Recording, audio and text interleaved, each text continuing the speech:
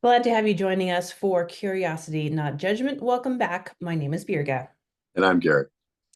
So, we are in the month of December as we are recording this, and we are looking at the few days that are remaining in the calendar year. Gary and I were doing a little planning around when we were going to be able to get together to record future episodes with our ultimate goal of making it to that magical 150 episode mark before we transition into book writing. And so in all of that, we have discovered there needs to be a little bit of transition period and some very strategic planning around wrapping up 24 and jumping into 25. So I thought we would just include everybody in on this conversation because I think we all have some planning to do in our own lives. And there's some great curious questions we can ask along the way. Yeah, I mean, there's tons of it. I mean, we can jump right in, but you know, I'm reading a book right now called 10X, and it's a great book. It's got some. It's written by a guy, two authors, but one guy is Dan Sullivan, who's talked to a lot of entrepreneurs over the years, and I like some of his easy to name concepts. I mean, for instance, he says, we need to be wanters, not needers, right? And people can argue with what you want. They can argue if you say I need something. Well, maybe you do, maybe you don't, but if you want something, you just want it. And so anyway, I think there's some really good concepts in there. One of the ones recently I really like is called the gap and the gain. And it's basically, don't measure yourself against some unattainable ideal goal, because you're never going to be happy. You'll always be anxious. And don't do that with your projects, your work goals, your personal goals either. Instead, have a gain mindset. What have I gained? What Mhm. progress have I made in the last week, 30 days, 90 days, 2 years, 4 years, etc.? And boy, that really resonated with me, because I thought, as you know, at the end of every year, I kind of try to do an assessment of this year and what do I want to accomplish next year.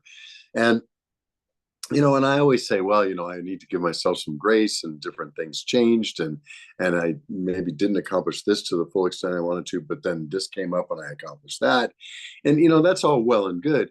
But boy, it's a different mindset to say, you know, I'm doing better in a lot of areas now than I was at the beginning of the year. Mm. And that's okay. That's good, as a matter of fact. And making progress is much more important than attaining perfection. Mhm. Absolutely.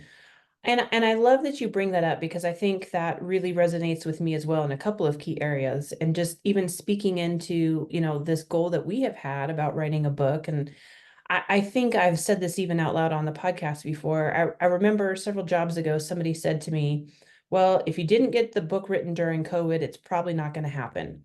And I mean, it wasn't pointed directly to me, but the idea being what people had lots of free time on their hands during COVID as workplaces were trying to figure out what to do with remote work and people weren't able to work from home in a full capacity. And so if you didn't take advantage of that extra time during COVID, you're probably not going to budget your time appropriately now. And I found myself getting really disheartened by that comment. But then to your point, we are doing things much differently now than we did back then. We are having, I think, more poignant conversations. We have really developed a rhythm and a language and a tone that is appropriate for us in the message that we're trying to communicate. And so I don't think it was ready during COVID.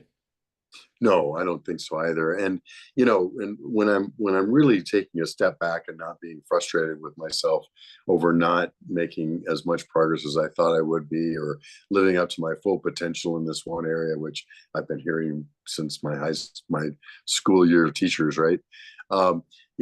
Instead of that, thinking about, well, maybe the timing wasn't right then. Mhm. Maybe I wasn't ready to do it. What I write now will be more brilliant than what I would have written back then. Whatever, Absolutely. whatever. And I think that's true. But to your point, I think it's really important. Well, I can say that very little has come from beating myself up over stuff that's happened in the past. Yes. So, someone saying, well, if you didn't get it written during COVID, it's probably not going to happen. It's like, whatever. It didn't happen during COVID. that doesn't prevent me from doing something next year, right? Right. Absolutely.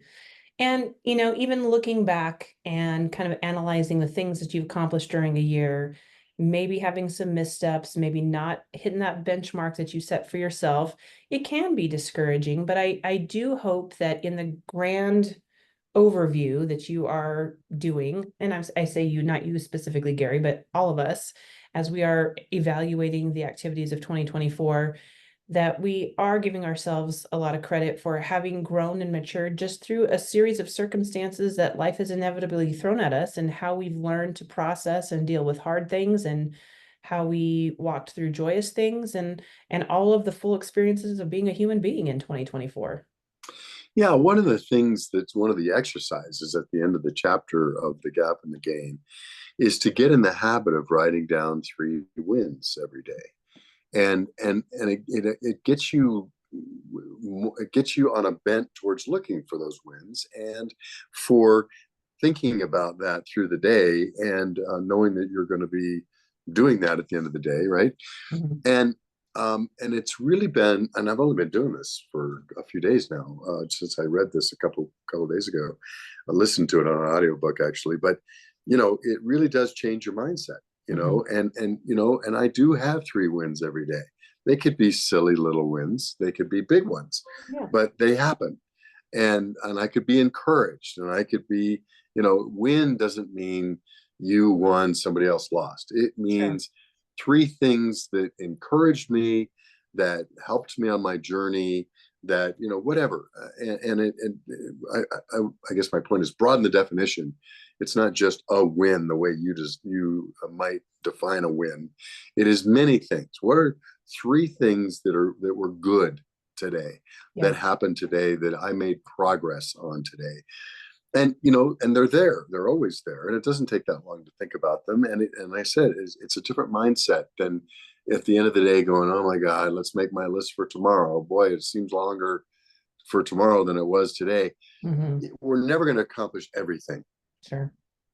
but if we can look at just the wins that we've had, and it might, by the way, encourage us to be thinking about different priorities for the next day also, Hmm. and different things that give us a better chance, or raises our probability of winning tomorrow.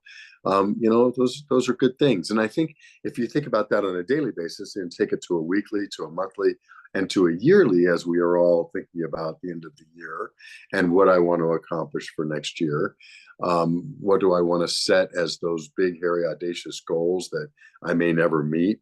But it gives us a way to say, look, here's where I'm at this year. Where do I generally want to get to next year? Hmm. And it doesn't have to be monetarily. It doesn't have to be number of projects. It doesn't have to be, winning this or winning that. It can be around relationships. It can be Absolutely. around, the kinds of things that matter on a daily basis to us. Yeah. And I think you can really set yourself up for success in how you create your goals for the upcoming year, to really reflect not, just business endeavors or financial goals or the things that you just said, but to be intentional around relationship, which is just the whole emphasis of all that we have been, harping on through the whole 140 some odd episodes of Curiosity Not Judgment, is relationship development and relationship building. So to your point just now, if you have a goal of, I really want to have a deeper relationship with my ex. I don't mean ex-girlfriend, ex-boyfriend, but like fill in the blank ex, my daughter, my son, my cousin, my parents, my neighbor. And then again, that kind of daily check-in as you're chronicling your wins. And maybe a win is as simple as, I had a 10-minute conversation on the phone with my kid today, and I felt like it was really vulnerable, and I felt like we really connected, right? And that is an absolute win, and is a progress point towards the ultimate goal of relationship building. And it might not even have been a planned win. I Right. think sometimes, I know I get frustrated that I haven't made accomplishment on the things that I thought I was going to do today, but these other great things happened. Hmm. And I think it's important to make note of that. And when that happens enough, I'm going to suspect that it does, I might shift my expectations around what's going to happen during the day, which Hmm. may really put me in a better space mentally to be able to be more useful to, my fellow man. And Yeah. that, wouldn't that be good? Yes. Well, and I'm trying to think lifetime about if there's such a tool that exists, and maybe there is. I know that you're a big advocate for Chat GPT, but I'm wondering if there was some sort of a platform, and I don't know what that would be right now, but if you were to record your daily wins, like I had a 10-minute phone conversation with my son today, and it was, great connecting. And I stuck to my diet and I passed on dessert. And third win is I was able to change my own tire today without having to call for help, whatever. And then at the end of the year, I'm wondering if you could utilize a chat GPT to say, summarize my wins and to then see kind of graphed out what had been the emphasis of the past year and maybe even help shape some of the ideas moving into the next. Boy, that's genius. I think that 1995, Gary.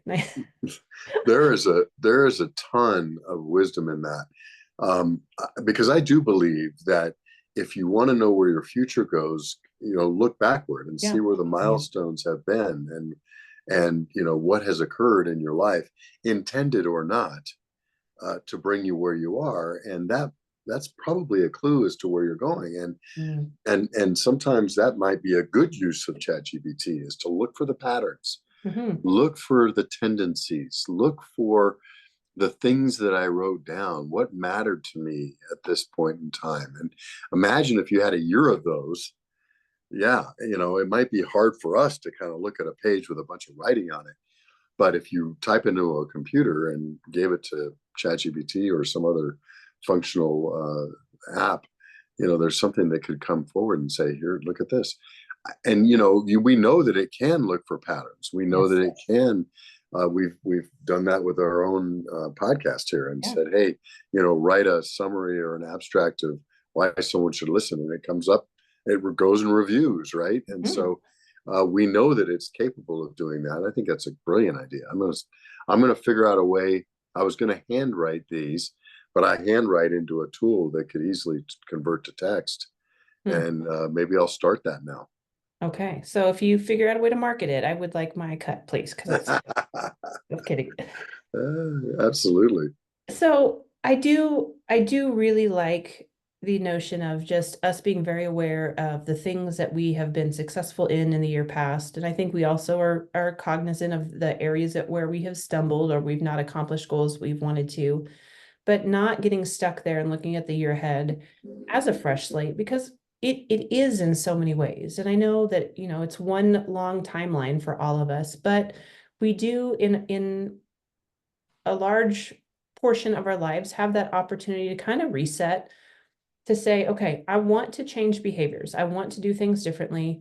We've spoken in the past about, something well beyond New Year's resolutions because those by and large fail, but just pattern changes, behavior changes, and intentionality around stopping or starting behaviors that are really important for you and your well-being.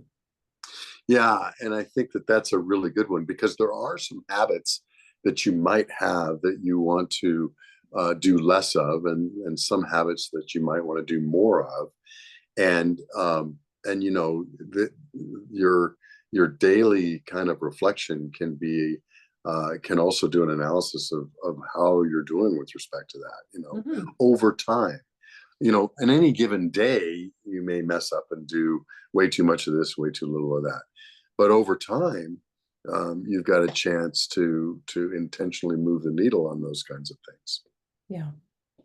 So how about for you and I? Let's just be kind of live time as we process this as we're wrapping up a calendar year. And I know we've got a few weeks left, but I think this is going to be the probably final episode for us for 2024, just as you're getting ready to travel and we're getting into a very hectic season. But as we look back at the last year of curiosity, not judgment, or anything else that you want to speak to, do you have some things that you wished you would have been more intentional in, or some highlights that you'd like to share that you think, you know what, I'm really grateful and proud that I made it through with this situation.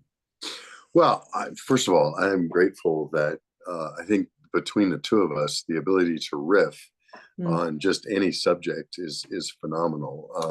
I've not seen that in too many times, so I'm grateful for that. I think mm, that's really good. I think it makes for useful content. At least I think it does, and I think it's something that's really good. I think that where I'm still trying to figure out what next steps are is how does that pattern and that ability to riff um, get into something that's useful and written down, mm, right? So I guess what I've done is I've identified a gain and a gap, and so how can I think we've made as you said earlier, a ton of progress in always asking, okay, so what are the curious questions around this? mhm, What are the questions that I can ask and answer that will help move forward on my journey on these things? And I think what we need to do going into the next chapter, pun intended, is to figure out how to do that, how to make that transition from just being able to riff on a given subject, something that happened to us that week or whatever in this podcast, and then turn that into riffing into the written word, mhm. into chapters and concepts that would really be useful and valuable to people. Yeah, agreed. As I reflect back over this year, I think I am proud, and I want to be cautious of not in a prideful sense, but I'm grateful and I'm glad that I feel like I really have lived out the things that we've been talking about. Mm-hmm, mm-hmm, I feel like I have been more curious this past year than ever in my life, and that has benefited relationships tremendously. I feel there is a marked difference in how my relationships have gone as a result of choosing to be curious instead of leading with judgment. And so that to me has been this whole journey in a nutshell. Like, things are improving as a result of choosing to be curious. And so I love that. Like you, thinking about how does that transition happen from conversation to the written form. But I still feel very passionately that at the heart of all of this is a message that I think could be transformative for so many people. And if we all had the opportunity to be genuinely curious in relationships, how that could restore wounded relationships, how that could help navigate new ones, how it could improve where there's strain. And so I also want to really think about, as we are going into 25, what does that look like practically? Because I still struggle with that. The difference between a friend to friend conversation that we can record and share with other people versus how do you package it up in and ultimately market it? Because let's be real, like, we are in a world that if you write a book and nobody ever reads it, then what good is that? right. And so how do we be our authentic selves with a genuine message, understanding that there is going to have to be some packaging around it? Yeah, and the packaging, I think, is where you and I are both struggling. And how do you practice that? I think that the the purpose of putting it into words, chapters, and then the form of a book is a couple things. One, it's a way to say to help people understand if it's true for them. We can't assume that it's true for everyone. That just as you said, living a more curious lifestyle than a judgmental is going to improve their relationships and ultimately their journey through this life. Mhm. So I think that that's one of the things the book has to do is accomplish convincing people that that's true. Yeah. Second, then, is some examples of of that reinforce that idea, and then lead into ways that we can do it. Sometimes people need to see an example before they Yes. can do it themselves, and so maybe some examples of um, how this has worked in our lives that could help trigger. It would never be the exact same, obviously, Sure. but it could trigger Okay, well, I can see that. I could see that in my life. The other day I was trying to do some journaling, and I just started a new book that's trying to help me to journal. And it was kind of funny. I got through the concepts, and it was like there seemed to be an awful lot of words just to get me to, okay, let me get down and start doing it. Yeah. But then when I started to think about how to do it, it's like, I'm not still not sure what they're asking me to do. Well, then the author, right then on cue, wrote, okay, here's some examples. Mm. And it was helpful. Yes. Obviously, the examples that they wrote had nothing to do with my life, but it was like, oh, okay, okay, now I get it. And Yeah. I did it, and I did a really good job. I wrote something, and I was super happy about it, right? And Hmm. so I think the conviction of the concept, a few examples, and then the practical application of how do I get this into my life, as it has proven to work in other people's lives, and as I'm now convinced it would work in mine, Hmm. is the basic outline, Yeah. right? And then so how do we do that? How do we make it fun? How do we Yeah. make it easy to read? How do we make it something that, again, the most important thing is valuable to folks? Sure. Sure. I want somehow there to be scratch and sniff involved and be a snack, but I don't know how to package any of We can do that. Put a Scooby snack in the back, like an advent calendar.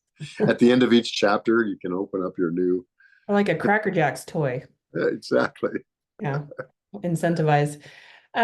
So I want to pull back from that for a moment, though, just kind of as we come to a head with this particular episode, just talking about these concepts at large, about kind of wrapping up one project, whether that be the year of 2024 or something else that, comes to mind for our listeners and viewers, and looking ahead at 2025 and forming some goals and objectives around that.